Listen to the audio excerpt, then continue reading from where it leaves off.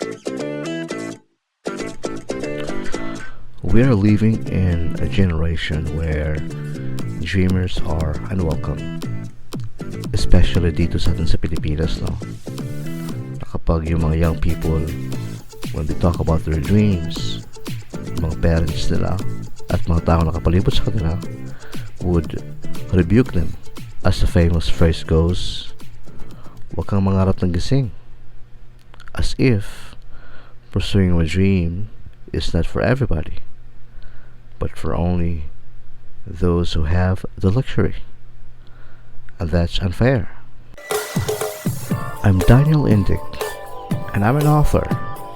At ito ang aking podcast na tinatawag kong Unwelcomed Dreamers, as I intend to struggle with dreamers as I feel them. Now, the world doesn't welcome dreamers. Ang title ng episode natin is Decoding Prodigies, as we are living in a prodigies-focused generation, at sila lang ang apple of the eye at parang sila lang ang binubuksan ng pinto when it comes to pursuing dreams. So we will learn about the truth behind prodigies. Yes, ito ang ating pag-uusapan. The truth about prodigies. We're going to decode them. Prodigies, ito yung mga highly talented na mga tao, di ba? Mga extraordinary people who perform napakagaling, talagang grabing talento, grabing talino. And ang katotohanan is, ngayon, ang mga prodigies lang ang parang welcome to the dream world. And they will open doors and chances para sa prodigies lamang. Kasi nga, yes, sila yung apple of the eye of this present time. At kapag hindi ka prodigy, then pasintabi ka, you are ignored. You are unwanted and unwelcome. So pag-uusapan natin kung bakit ganyan. Baka sabihin mo nga na, well, prodigies nga sila, di ba? At hindi tayo. But you know what?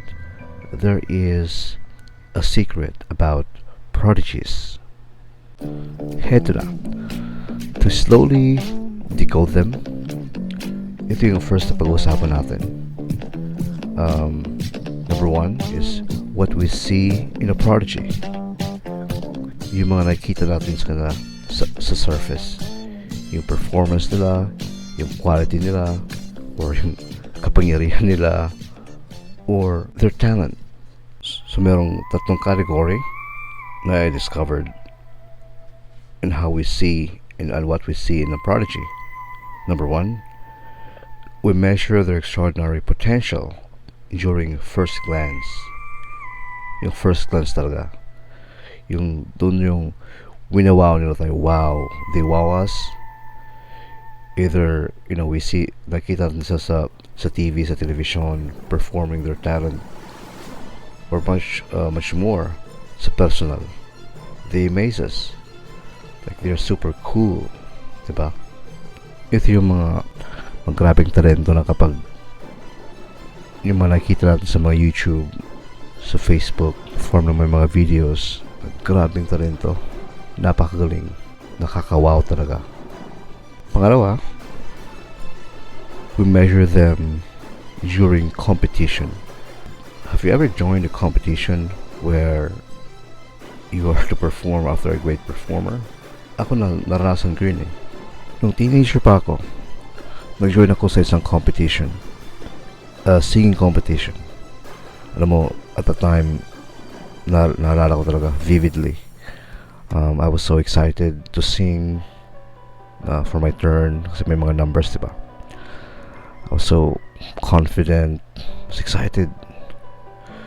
But yung mga performance, tatlong performance bago ako mag-perform, napakagaling, mga prodigies, sobrang birit. Alam mo yung na-feel ko, discourage ako, nangihinang loob ko. Parang ayoko nang kumanta kasi na-feel ko na I can never beat them sa ganyang style.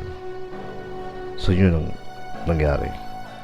At nag-perform ako at na epic fail. Hindi ko binigay yung lahat ko. Kasi nga, na-witness ko yung gaano gagaling yung mga prodigies in front of me. As yan yung pangalawa on how we measure them. At lastly, we measure them when they outrun us sa isang field. Alam mo yung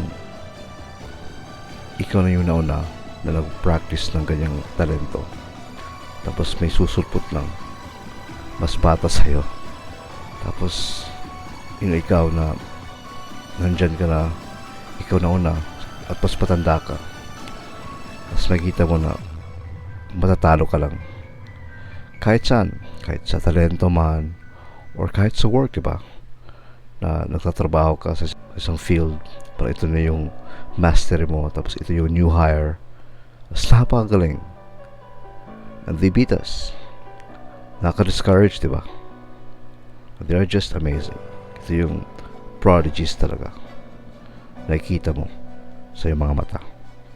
So in other words, we judge them only by what our eyes can see on them. Those are common 3 ways that we measure the prodigies. Ngayon, moving on, ang ating pag-uusapan is what we don't see in a prodigy. It's when we uncover their story and discover their experience when they start talking about their past. At ito yung mas nakaka-shock sa mga prodigies, yung marinig natin yung side nila, yung istorya nila about their past, kung paano sila naging ganyan kagaling,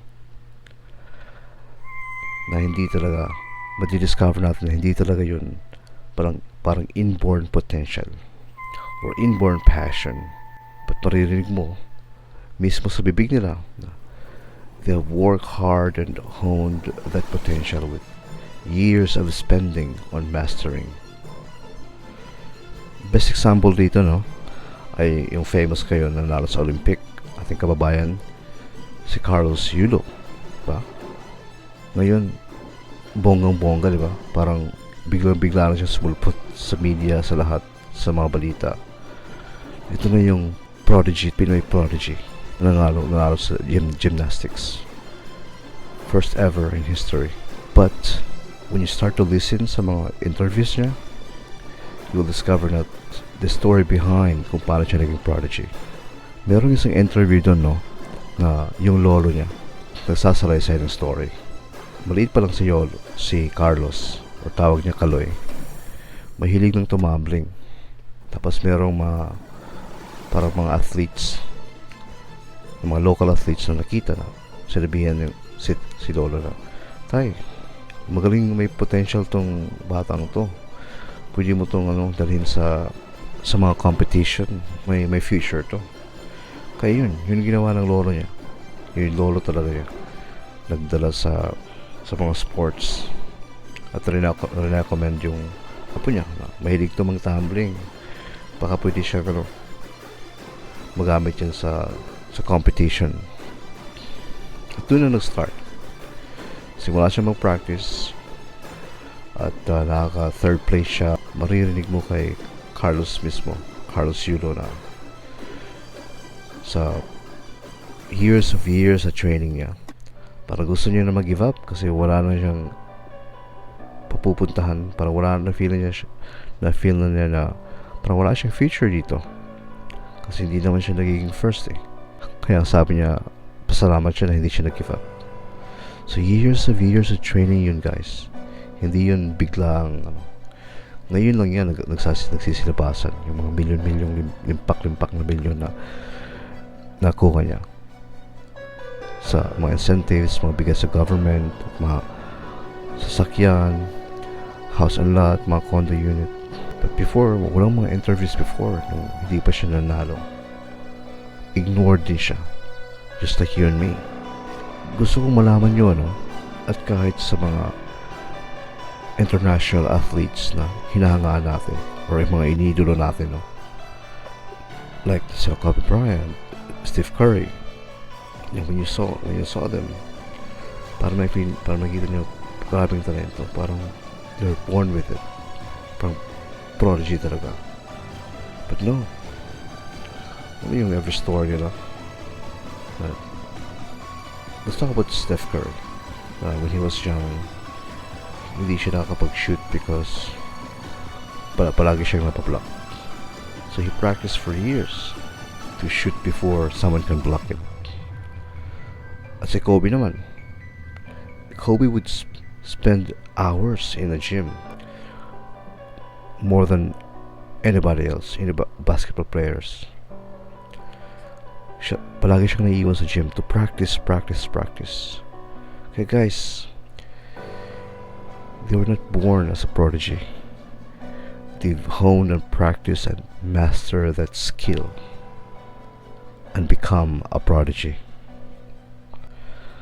At heto na tayo sa last point natin. Ito na yung parang conclusion sa podcast na ito. The third point is prodigies aren't born, they are made. Parang si Iron Man lang, ano? Heroes aren't born, they're made. Yes, and it's true. And you can become one. And you are the sum total of what you spend your time with. Yes, prodigy is not what we think it is, as we learn the truth behind it. Well, we just discovered the truth behind prodigies. That we could become a prodigy. And let's play their game. And it's not too late. Alam mo, we have to soak ourselves in that passion of, ano man yan. Each of us, meron tayong passion, meron tayong dreams na pinapangarap. Always think about it. Be obsessed with it. With joy, of course. And once again, you are the sum total of what you spend your time with. Just like when you have a favorite video game, diba? Meron tayong mga video games na favorite nung bata pa tayo. Now, we spend time and a lot of time mastering. And eventually, ano man nangyari? Without noticing it, nagiging master natin yung laro. Na-perfect natin. Na-accomplish natin yung mission. Either Super Mario or Contra. Nako, parang marirevelatang edad ko dito. Ano yung mga games na yun na paulit-ulit natin minamaster hanggang na-master natin, diba? In every stage. That's what happens as well sa ating talento. When we put our efforts, passion, determination again and again, hindi natin ma-notice na master natin pala to. Okay, please, dreamers, let us dedicate our lives wholeheartedly, and it will bear fruit, promise you. And you can become one. You can become a prodigy, because that's the truth.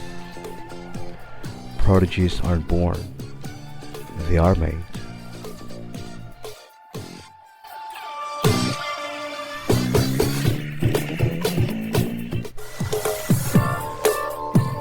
Shout out nga pala sa My Home, My Garden Cafe. It's a beautiful cafe located sa Cordova, Lapu-Lapu. And also the Luz Group located sa Mabolo, guys, here in Cebu. It's a wonderful place, cafe, aesthetic, Instagrammable. These are amazing cafes. Once again, My Home, My Garden Cafe, and the Luz Group, LUZ, located in Mabolo. And thanks for listening to this podcast.